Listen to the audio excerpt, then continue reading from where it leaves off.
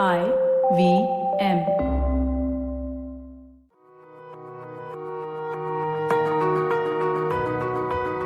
Coaches are usually found on the sports field. If he is a mentor, then he must be an expert in the subject. Counselors are only for the mentally ill.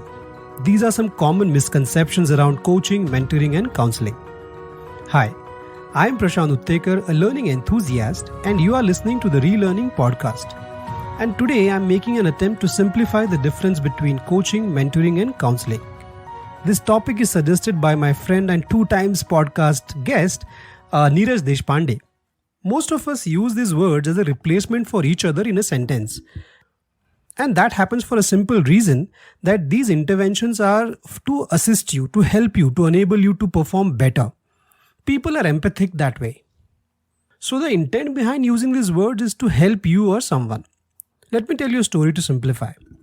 Harry is a young IT professional and is stressed out with his current job. Thankfully, his manager notices this change in behavior, and over a couple of days, there's a dip in Harry's performance. And he checks on Harry occasionally since he's been smoking a lot recently than usual. The manager has been guiding Harry for his professional growth, and that's been a consistent story. And he knows about the situation and burnouts since he's been in that position before. So he recommends Harry to use the counseling organized by the HR to get rid of this addiction. Counseling begins, and after few sessions, it is realized that Harry has a personal goal of writing a white paper for a big magazine on technology, for which he is not able to make any time for the research. At this point, the counselor recommends Harry to go for a coach who will help him self-discover on how to prioritize and take ownership of his desired goals. In this example, I called out the coach, the counselor, but who's the mentor? The manager. In fact, that's the only character that remains who's not titled. So the manager is the mentor who's at a better position to understand the situation and guided Harry to take up counseling.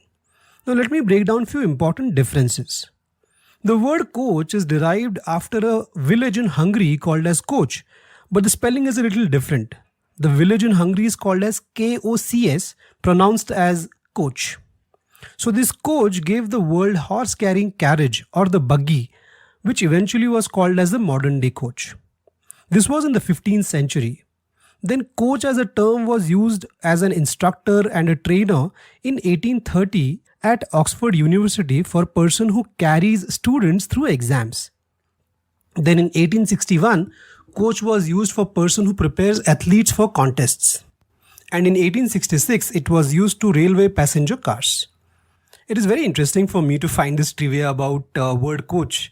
Well, coming back, the International Coaching Federation defines coaching as partnering with clients in a thought-provoking and creative process that inspires them to maximize their personal and professional potential. Coaching is a collaborative process, and the agenda is decided by both the client and coach together. Coach may or may not have the expertise in the coaching area. Rather than advising, coaches gather information and ask thought-provoking questions to clients. The responses are the important ones. These responses to the questions, verbal or non-verbal, basically the insights, dwells deep in the client and stirs the client to take an action, providing clarity to an old dilemma, have multiplier effect on their goals, and have path-breaking ideas and so on. Coaching field is diverse and covers different areas of development. Coach also call themselves as human potentialists. There are many coaching tools available that aid coaches to facilitate safe space for their clients for insights and change. Let's move to mentoring. There's an interesting story here as well. We have to thank the Greek mythology for the word mentor, where the character named Mentor, literally mentor, helps and advises. Then later in 1600s, the word was used in a French book, again given to a character as mentor. Post which the word became a verb. Mentoring typically works with developing co-workers. If you notice, when you join a new organization, there's a buddy to help you settle. And that's a small example of a mentor. Mentors are basically advisors. In most cases, they are experienced senior work professionals. Meeting agenda is set and generated by the mentee, and the mentors advise based on their personal and professional expertise. Mentoring enhances work efficiency. It helps build and develop the organization effectiveness. Let's go to counseling now. In 1886, German neurologist Sigmund Freud developed a theory of psychoanalysis, which allowed individuals to tell their problems to psychoanalysts. Psychoanalysts were individuals who were trained to interpret the subconscious part of our psyche that we are not aware of but influences in everything that we do. But it was in 1950s, that is exactly after Second World War, that counseling really took off. The dictionary meaning of counsel is the provision of professional assistance and guidance in resolving personal or psychological problems. You may find coaching and mentoring therapeutic, but it's not therapy. More often than not, counseling deals and focuses on understanding and healing emotional disturbances in relation to the past, present, and sometimes in future too. Counseling often involves childhood problems, connecting them to in what ways it impacts the clients in present day. Mind you, counselors are trained professionals and conversations during counseling are protected under the law. All the three approaches are helpful. It's upon an individual to choose the right tool at the opportune time. I would again like to thank Neeraj for this wonderful topic. I hope you enjoyed this episode. Do share your interesting relearning stories with me.